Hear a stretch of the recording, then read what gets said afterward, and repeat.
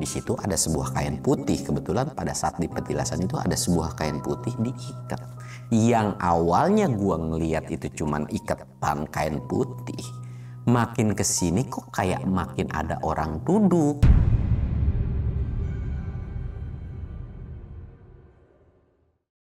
Assalamualaikum warahmatullahi wabarakatuh. Balik lagi di channel Samsul Mister Horror.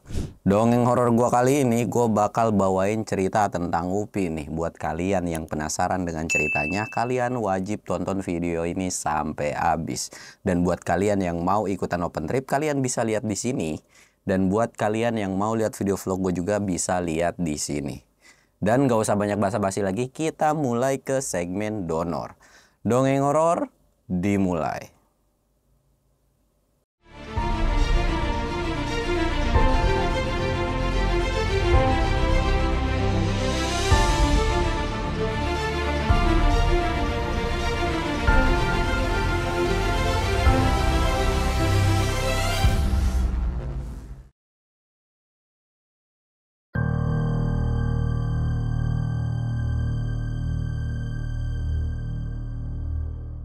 Oke cuy, sebelum masuk ke ceritanya, kita ritual kayak biasa ya. Kita nyebat-nyebat sambil ngopi cuy.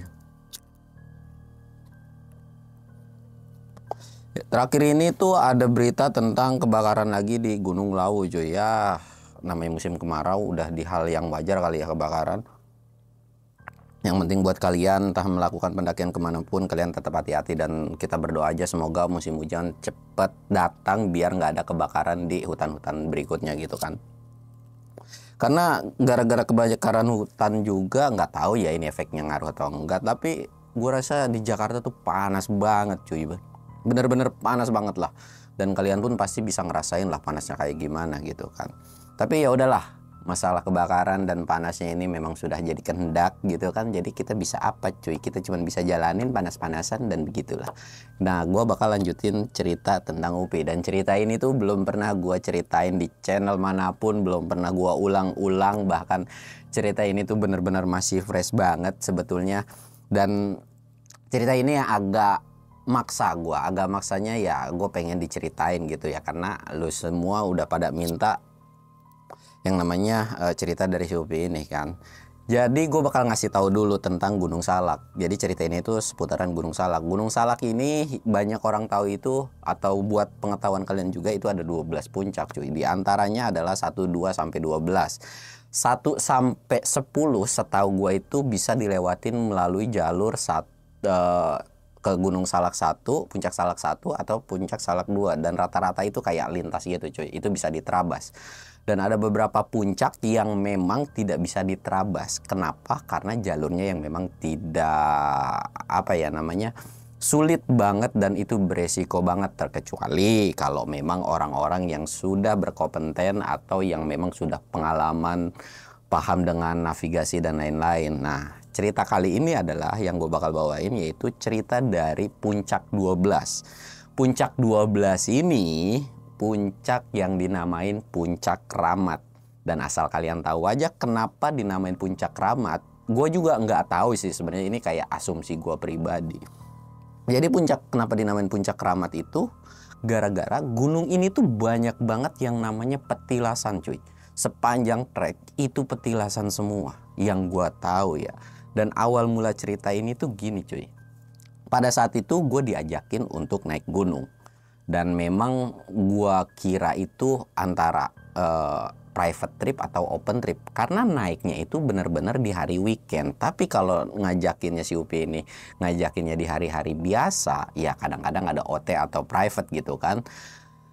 Gue mikirnya tuh kayak, open trip nih enak gitu kan. Dan pas dikasih tahu pun tentang Gunung Salak, gue tidak terlalu yang namanya was-was atau panik. Gara-gara ya udahlah, toh gue juga udah pernah ke Gunung Salak ini kan. Tapi gue nggak nanya tentang Gunung Salak atau puncak berapa yang bakalan dituju, karena ya nggak ada yang aneh juga gitu cuy. Sampai akhirnya setelah dikasih tahu tanggal dan harinya, ya gue menyantai-nyantai aja. Dan dia tuh rencana ngejemput gue itu bisa dikatakan subuh lah ya. Nah sebelum berangkat ini dia tuh ngasih tahu juga bahwa yang akan naik itu nggak cuman kita berdua doang, tapi ada beberapa orang juga. Singkat ceritanya, sebelum hari H keberangkatan nih, gue tuh udah packing segala macam ya. Jadi gue tinggal nunggu dijemput terus berangkat. Gue tuh nongkrong dulu cuy. Gue nongkrong, bahkan itu gue upload di Instagram gue, itu video lama. Jadi gue kayak main, kayak random aja sih kelakuan gue pada saat itu. Jadi makan cabai rawit cuy. Makan cabai rawit. Dan itu tuh ngefeknya nanti pas ketika pendakian. Nah gue nongkrong makan cabai rawit kayak gitu, pedes banget. Dan mulai memasuki subuh, itu gue dijemput dan kondisi perut gue itu masih jauh dari kata normal, bener-bener ya biasa aja lah gitu kan.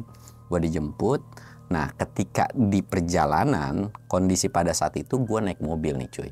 Kondisi pada saat itu naik mobil, baru jalan 5 menit lah naik mobil, tiba-tiba perut gue mules banget.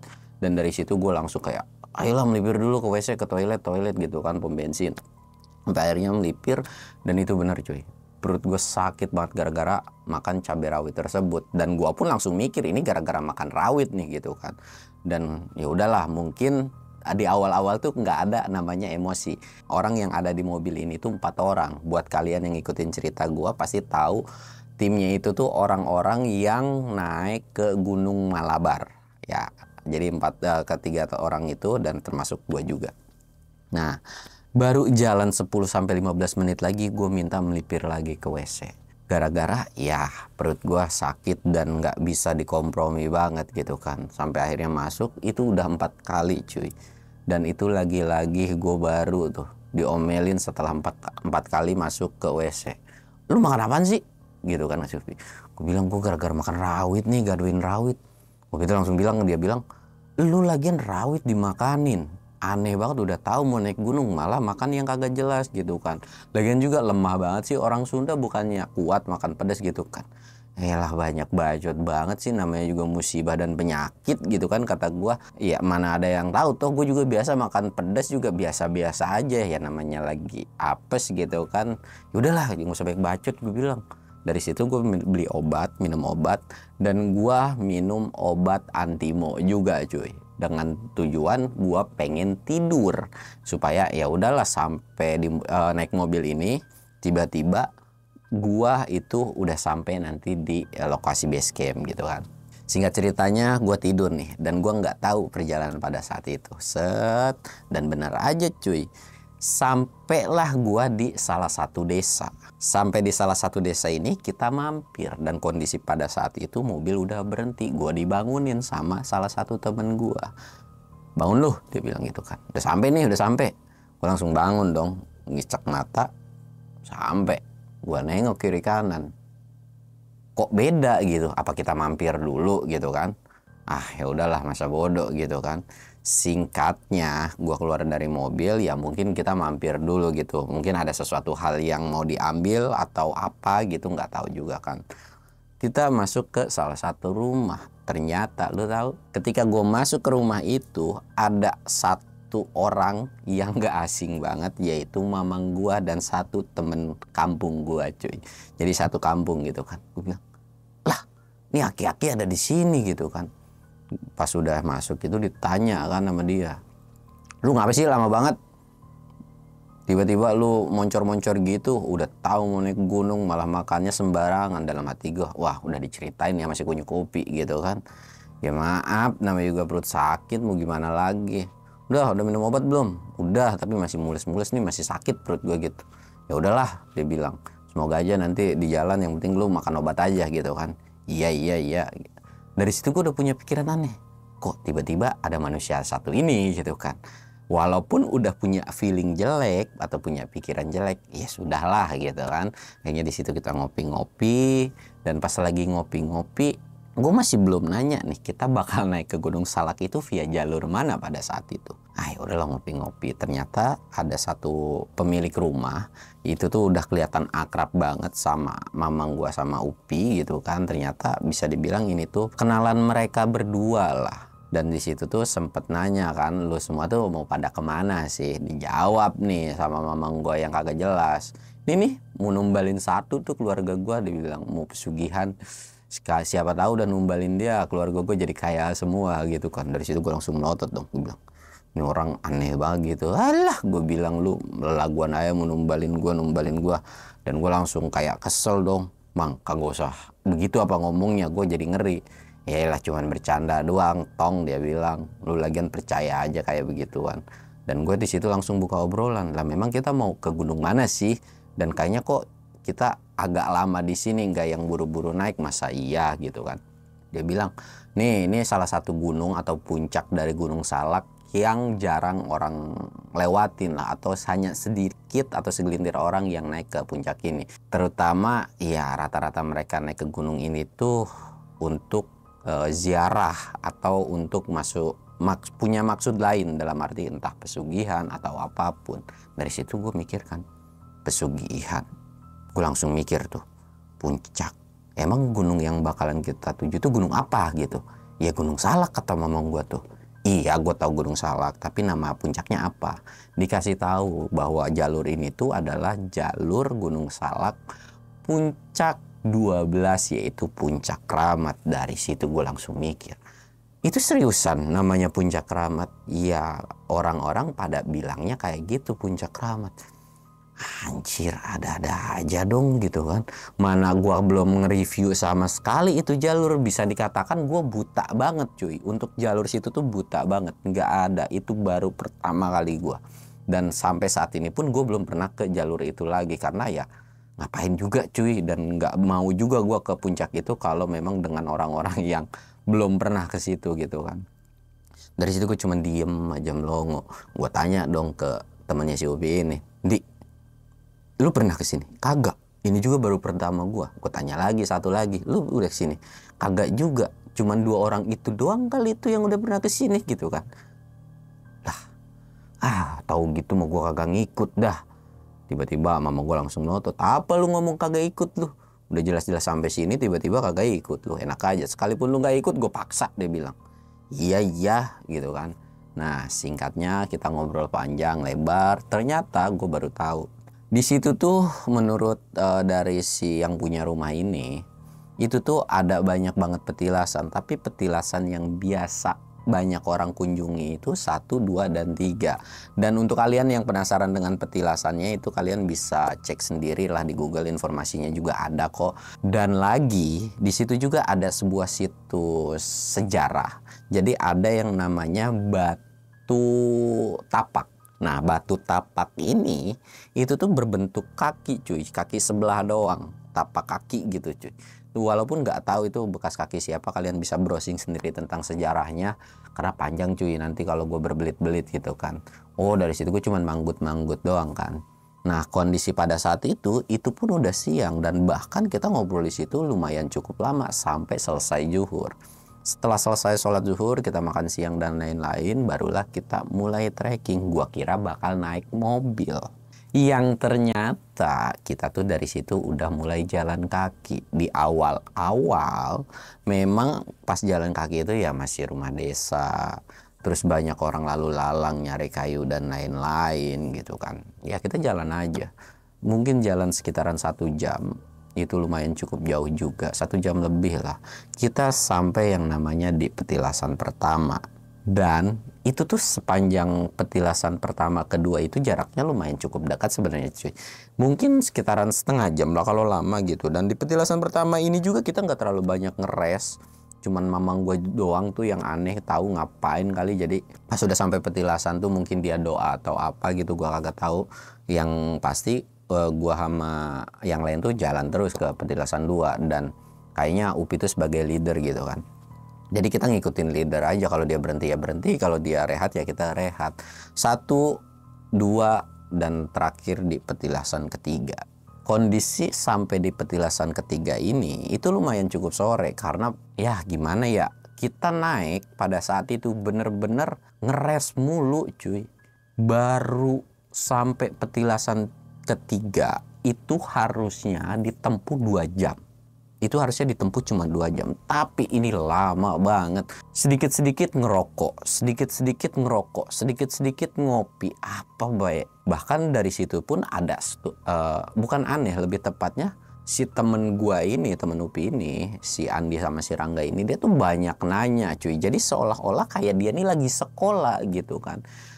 Kata gua, ini pelatihan mereka kali ya, gue cuma diikut sertain. Nah ada satu temen gue, kita sebut aja namanya itu si Kuncen cuy. Nah si Kuncen ini kan ya sahabat gue dari kampung gitu kan. Lu ngapain mau aja diajakin? Ya habisnya gue nganggur, dia bilang kan gabut juga diajakin naik gunung. Ya gas aja lah, ngapa kagak bawa yang lain. Masalahnya yang lain kagak ada kendaraan dan gue cuman boncengan sama Mamang doang. Kalau mereka ada kendaraan juga udah pasti tuh si Dukun dan yang lain pun pasti pada ngikut. Gue bilang kagak seru gitu kan. Ya besok-besok kalau diajakin lagi usahain kayak lu pada minjem kayak nyewa kayak apa kayak gitu kan, biar seru aja rame gitu. Ya iya gampang kata si Kuncen tuh. Jalan terus sampai di pos 3 ini kita ngeres cuy. Di pos 3 ini, bukan pos 3 lah, kita anggap pos 3. Petilasan yang ketiga ini itu ada sebuah saung, kita ngeres di situ. Gue tidak berpikiran kalau kita akan bermalam di situ cuy. Jadi ngeres itu lumayan kayak sebelumnya lama nyebat. Mungkin jeda sekitaran setengah jam ngeres di situ. Mamang gue datang kan, Nah pas sampai di situ, di sini enak kali ya. Gue langsung nengok, enak apaan nih gitu kan. Ternyata kita akan ngecamp 1 malam di petilasan ketiga ini. Jadi buat kalian, mungkin gue pun orang yang penakut cuy.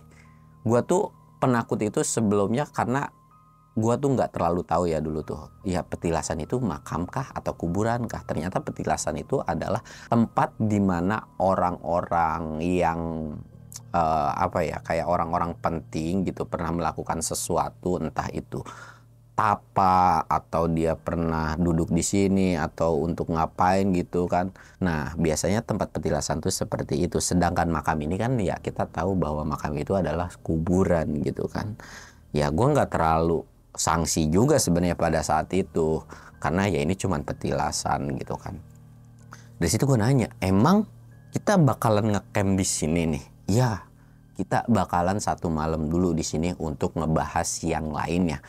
Ngebahas yang lain, ngebahas apaan gitu kan. Dari situ Mamang ini langsung rutin dahi, nengok ke Upi, lu kagak bilang nih sama si Kunyuk 1?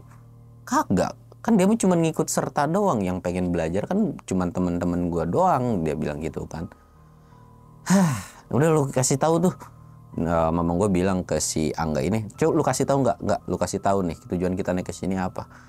Nah dari situ si Angga ini ngasih tahu kalau kita naik gunung ini kita itu mau belajar yang namanya dasar-dasar dari manajemen perjalanan atau navigasi darat cuy. Dari situ gue langsung pleng, anjir benar kan gue bilang ini pelatihan mereka, ngapa gue diikut sertain? Kalau pelatihan ya udah pasti agak ribet.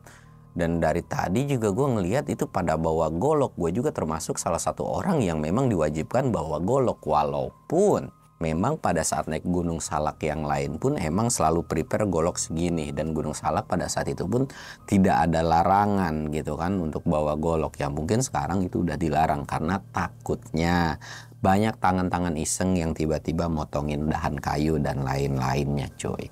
Nah dari situ gue cuma bisa ngelus dada. Dan si Kuncen pun pelatihan apaan sih gitu kan. Gue bilang ini kagak tahu pelatihan apa, yang pasti udah sesat aja nih kita naik gunung, gue bilang gitu kan. Yang benar.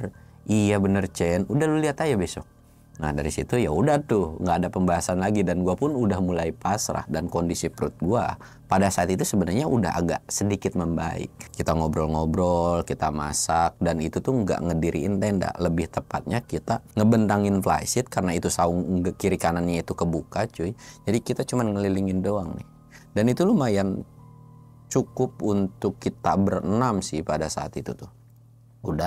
Udah tuh kita memasak-masak cuek dan gue pun nggak tahu pada saat itu pun belum ada pembahasan apapun kan. Singkat cerita lewat maghrib lewat isya cuy. Nah ketika udah lewat isya ini barulah dibuka obrolan. Baru mereka tuh ngebahas atau mamang gue ini ngejelasin yang namanya tentang manajemen perjalanan atau navigasi darat ini.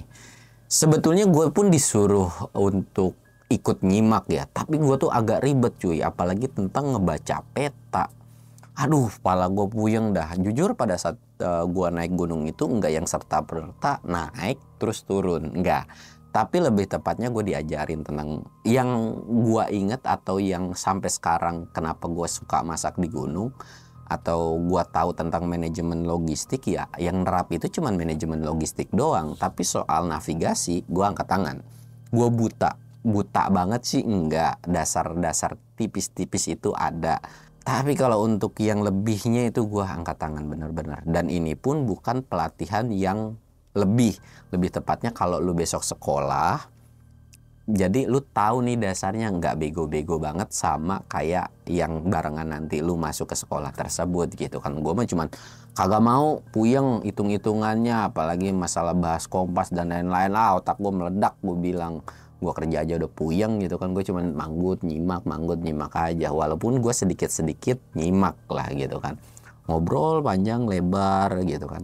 Ya gue mah nyantai-nyantai aja. Lagi nyantai begitu, tiba-tiba mulai kecium aroma kagak jelas. Lu tahu sendiri cuy, petilasan itu biasanya selalu ada batu, entah itu pohon, diikat sama kain putih atau kain hitam, sebuah tanda.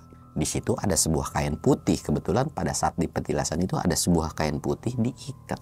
Yang awalnya gua ngeliat itu cuman ikatan kain putih, makin kesini kok kayak makin ada orang duduk gitu kan. Gue liatin, kok kayak makin ada orang duduk.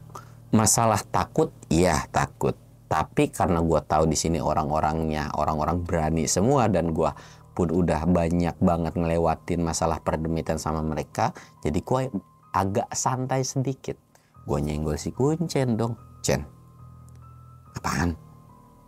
Lu lihat deh, batu yang dibungkus sama kain putih. Set. Apaan sih lu ngeliat apaan? Lu jangan aneh-aneh dah. Lu ngeliat sesuatu ya? Gue bilang lihat ke sono. Dia ngeliat juga kan. Apaan sih? Nggak ada apa-apa gitu kan. Yakin lu nggak ada apa-apa? Nah, yang ternyata si Kuncen ini nggak ngeliat. Entah karena tersuges dengan omongan gue bilang ke dia, gue kok kayak ngeliat ada yang duduk ya.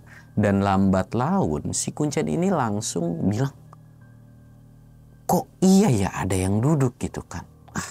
Tapi mana mungkin. Akhirnya gue ngambil headlamp cuy.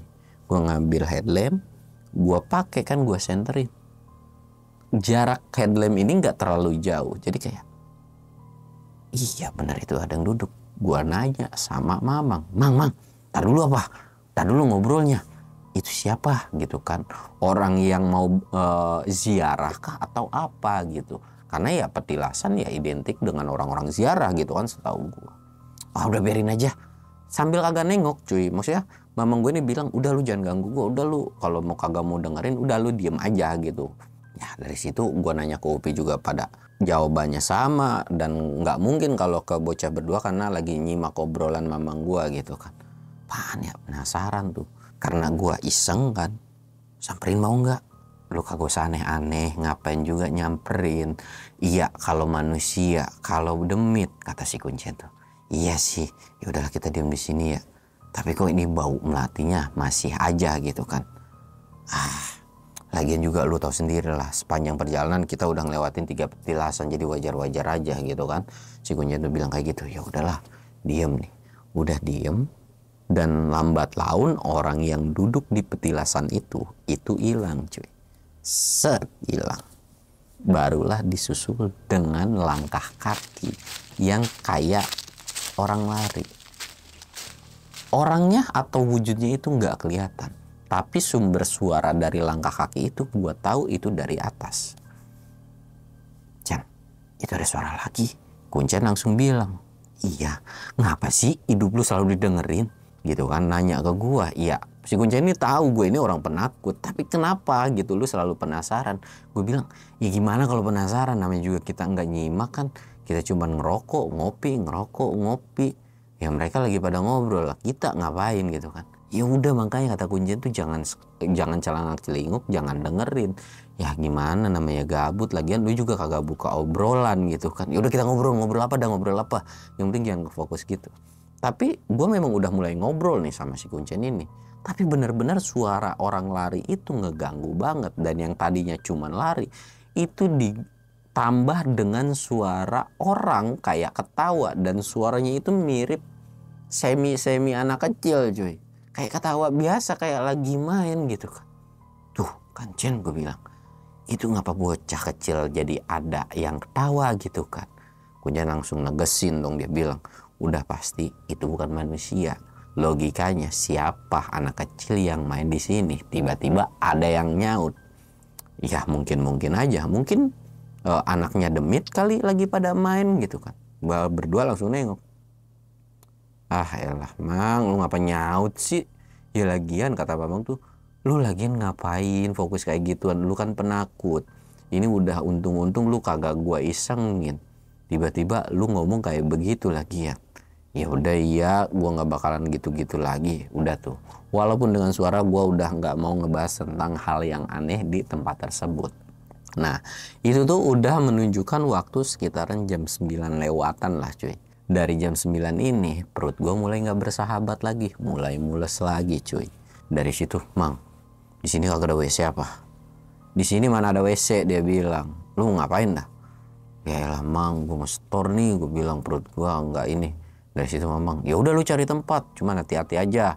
Dia bilang ini kan petilasan, ya walaupun antara lu mau gimana pun ya lu hargain gitu. Dan jangan sampai lu boker dekat petilasan, nanti ada orang ziarah malah kebauan. Dan kalau lu ketahuan boker dekat petilasan, wah gua hantam lu, dia bilang gitu kan. Ya gue juga tahu diri lah Mang, makanya gue nanya ke lu kan, gue bilang gitu. Terus di mana? Ya lu cari sendiri lah, entah di atasannya, entah di bawahannya dikit gitu kan. Dari situ ya udah anter, enak aja gue ngantor orang boker, noh anterin aja masih Kuncen gitu kan. Gue nengok, Cen, antar bisa kali gitu kan. Kuncen, ya elah, lu tahu kan tadi udah ada yang aneh-aneh. Ya udah kan tadi suaranya di atas sama di sono, kita di bawah aja, di bawah nggak terlalu aneh-aneh kan. Ya aku mager banget, lu sendirilah, lu kan berani gitu kan. Tadi lu bilang gue penakut, sekarang lu bilang berani. Gue mager. Kalau gue nungguin lu boker jauh gue juga takut, kata si Kuncen. Kalau gue nungguin dekat juga gue pasti bakalan bau. Ya udah sih, selalu dah mau deket mau ini, lu bawa minyak wangi kayak bawa minyak kayu putih kayak nutupin mulut apa hidung lu gitu kan. Ya udah yuk diantarlah gue agak turun sedikit ke bawah. Di situ gue nyenterin karena petilasan itu bisa ditandain kalau memang ada sebuah bungkusan atau yang dibungkus dengan kain putih atau kain hitam, yaitu masih tempat atau batas-batas area sakral gitu, atau area-area yang memang kita harus agak sedikit sopan. Maksudnya bukan sopan dalam arti di situ ada demit, tapi kayak menghargai aja gitu, karena otomatis tempat itu tuh akan selalu dilewati sama banyak orang, entah orang duduk di situ untuk ziarah, berdoa atau apapun gitu ya. Dari situ gue nemu sebuah kayak semak cuy. Dan memang dari 1 ke 3 ini tempatnya tuh nggak full hutan cuy. Bisa dibilang lumayan cukup terbuka atau agak sedikit nyaman gitu ya. Maksudnya nggak yang rimbun-rimbun banget dengan hutan. Tuh di situ aja kali ya, di belakang pohon yang agak kecilan gitu kan. Ya udah di situ lu gali. Udah tuh. Di pertama tuh gue masih ditemenin nih sama si Kuncen. Gue nggali ya. Tak, udah selesai kan. Dah Cen, ini gue udah ngegali, lu mau nungguin di mana? Tuh gue berapa langkah di situ ya. Ya udah iya. Nah pas lagi gue boker cuy, si Kuncen malah ngadep ke gue, kan otomatis liatin ya. Dari situ, Cen, lu ngapain ngeliatin gue dah? Ya terus gue harus ngeliat kemana? Gue ngeliat ke sono juga takut. Udah mendingan gue ngeliatin ke lu aja. Ya elah kagak mau keluar ini. Ya elah, namanya juga sama temen sendiri, masa iya sih lu kagak mau gitu kan. Nah dari situ kan si Kuncen ini kayak mager ngeliat kiri kanan karena takut ngeliat penampakan gitu kan. Dan gue pun ya udahlah masa bodoh, selalu dah suka-suka lu gitu kan. Nah dari setelah itu gue enak-enakan boker nih. Tiba-tiba Kuncen langsung jalan mulai ngedeketin. Tek. Gue langsung nanya, ngapain lu? Bukannya lu takut kebauan? Dia diem doang tuh. Gue udah mulai feeling jelek nih kondisi. Pada saat itu gue lagi masih boker cuy, karena benar-benar sakit banget dan ya pengen plong aja gitu kan. Gue langsung nengok ke belakang dia, gak ada yang aneh. Bahkan gue ngeliat kiri kanan sampai gue ke belakang, itu gak ada penampakan apapun. Gue ngeliat ke si Kuncen pun gak ada. Gue ngeliat ke atas gak ada yang aneh-aneh. Kenapa lu? Dia sambil ngedeketin gue, dan dia jongkok di sebelah gue banget. Kata gue, nih orang ngapa random banget gitu kan. Dan dia ngebisikin, tadi di belakang gue kayak ada orang lari. Dan itu suaranya sama kayak di atas pas kita di petilasan. Dari situ gue langsung kayak merinding dong. Yang benar, karena kondisinya gue nggak ngedenger gitu kan. Gue nggak ngedenger gitu kan. Ya kan jauh. Ya siapa tahu nanti jalan ke sini. Gue bilang kagak usah dibawa ke sini juga. Gue bilang kan gitu. Ya udah gue di sini aja ya nungguinnya. Gue mau ninggalin lu. Gue juga takut, mana emang jaraknya untuk ke area boker gue ini itu jaraknya mungkin sekitaran 3 atau sampai 5 menitan cuy. Akhirnya ya udah tuh bodo amat. Dan walaupun si Kuncen ini selalu ngeburu-buru gue dalam arti buruan ke, lama banget udah mau bau banyak nyamuk gitu kan. Udah sabar selesailah nih gue boker kan, baru mau pakai celana. Dan bener cuy, ternyata pas gue mau jalan baru selangkah, itu di depan itu ada suara langkah kaki yang itu sama persis kayak orang lari-lari, tapi perwujudannya tuh nggak ada. Gue tuh udah nyenterin karena kondisinya tuh gue sama si Kuncen ini bawa 2 headlamp, nyenterin nggak ada. Gue dari situ langsung keingetan satu hal. Lu tahu nggak Jen? Ini kayaknya akal-akalan nih manusia yang di atas. Gue bilang bisa jadi kita kan tadi udah cerita nih kalau kita kayaknya lagi dijailin gitu kan. Dari situ Kuncen pun udah mulai berpikiran kalau kita lagi dijailin, dan gue pun tahu watak-watak dari orang di atas ini gitu kan. Wah bener juga, ini kan manusia, kita naik sama manusia iseng semua gitu kan. Dari situ udah nih mulai rasa takut gue berdua udah hilang. Gue lanjut lagi jalan cuy. Baru jalan beberapa langkah itu kedengeran suara orang lari dari belakang. Dan seolah suara langkah kaki yang lari ini itu kayak lagi mau naik ke atas. Gue senterin, nggak ada. Pertama, nggak ada. Udah jalan, lagi iseng kali. Dan kondisi pada saat itu pun gue nggak yang terlalu takut atau panik, karena gue mikirnya ini gue lagi diisengin. Jalan lagi, makin kesini yang tadi awalnya suaranya tuh kayak ya normal biasa gitu kan. Kok makin lama suara ketawanya tuh makin kenceng. Bahkan yang tadinya suara langkah kaki itu agak sedikit normal, tapi kok seolah gue berdua tuh ngerasain makin kerasa getarannya gitu kan. Kalau kita jalan pun, kalau misalkan kita nempelin kuping itu kan kayak kedengerannya. Nah itu kayak gitu, kok makin ngegeter gitu kan. Dan lu tahu, karena gue berdua penasaran, gue nengok ke belakang. Yang terakhir gue ngelihat satu sosok yang benar-benar di luar Nurul cuy. Sosoknya ini tuh pendek, tapi gue ngelihat kayak entah kepala atau apa gitu, gue nggak tahu. Karena bagian mukanya itu ketutupan rambut, cuy. Dan rambut belakangnya itu ngangsar itu panjang banget lah intinya gitu. Dan mungkin sosoknya tuh kayak sepinggang gua, mungkin ya, pendek banget gitu. Dan itu lari sambil ketawa, dia lari ke atas ngelewatin gua berdua. Dari situ gua berdua sama si Kuncen cuman diem sambil pegangan sama baju belakang ini cuy. Kenapa? Dan Kuncen pun refleksnya sama megangin ini, karena tahu pasti akan ada salah satu dari kita kalau ngelihat yang aneh itu akan lari atau ninggalin. Jadi kayak cuek aja gitu, dan kita cuma diem matu. Dan gua kira sosok itu udah lari, nggak tahu ditelan kegelapan. Gua kira bakal hilang. Tiba-tiba muncul lagi dari arah belakang lagi, set.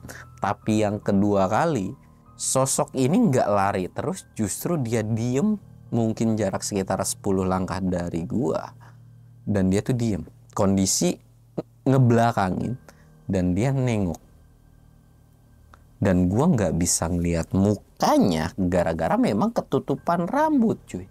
Gue cuma diem sama si Kuncen itu. Dan tiba-tiba Kuncen kayak teriak, lari cuk, setan cebol tuh. Langsung lari dong, gue langsung lari sekencang-kencangnya. Dan itu kayak lari tuh bener-bener capek banget dan kayak nggak nyampe gitu kan cuy. Gue lari bahkan pas udah mau sampai di saung itu tuh gue kesandung dan jatuh cuy. Dan ketika udah kesandung dan jatuh ini, mama gue langsung ngomel, lu ngapa sih pada lari-lari, aneh banget, udah mau bokernya lama tiba-tiba lari, udah kayak ngeliat demit aja lu gitu kan. Mang, gue ngeliat setan cebol lu, setan cebol gitu kan. Iya itu gak kagak tahu dah itu, tiba-tiba si Kuncen teriak begitu kan. Gue bilang, ah lu mah cuman halu doang, udah di sini makan gitu kan. Dari situ gue langsung nengok ke belakang dong, dan si Kuncen pun sama nengok ke belakang, ternyata memang sosok itu nggak ada. Dan dari situ gue cuma nenangin diri. Dan pas lagi nenangin diri itu kan ditanya sama si Angga sama si Rangga, lu ngeliat apaan sih? Gak tahu, gue tadi ngeliat demit pendek banget, palanya nggak tahu badannya dah. Gue bilang gede banget, tapi mukanya atau bagian tubuhnya itu kayak ketutupan rambutnya tuh panjang. Dari situ kayak diledekin sama si Upi, ngapa lu kagak injak aja biar keserimpet itu demit gitu kan. Gue bilang salah nih, gue curhat sampai kedengeran sama nih manusia gitu kan. Udah. Gue bilang gue mau ngeres, mau minum tuh. Dan udah agak santai dikit, gue lanjut makan cuy. Nah dari situ mereka berempat nih cuman ketawa-ketawa kan dalam hati gue. Bahkan gue bilang, lu juga berdua sama aja lu penakut. Gue doain lu ketemu tuh sama demit yang kayak modelan begitu. Bahkan si Kuncen pun udah mulai akrab nih sama nih berdua gitu kan. Iya, gue doain tuh bocah berdua juga ketemu. Mereka tuh kayak hahaha, gue mah gak bakalan ketemu begituan. Lagian juga gue agak mau boker gitu kan. Dan gue gak bakalan jauh-jauh dari tempat sini kalau nggak urgent banget. Ya bisa dibilang gue bakal nahan lah sampai besok pagi. Dan ceritanya cukup sekian untuk di part satunya cuy. Dan gue bakal lanjutin lagi di part selanjutnya. Dan buat lo yang penasaran dengan part selanjutnya kayak apa, karena di part selanjutnya itu bener-bener terornya parah banget. Gue kira petilasannya itu cuma 1, 2, 3 dan di atas itu masih banyak banget petilasan. Dan mungkin ceritanya cukup sekian. Gua Samsul undur diri. Assalamualaikum warahmatullahi wabarakatuh.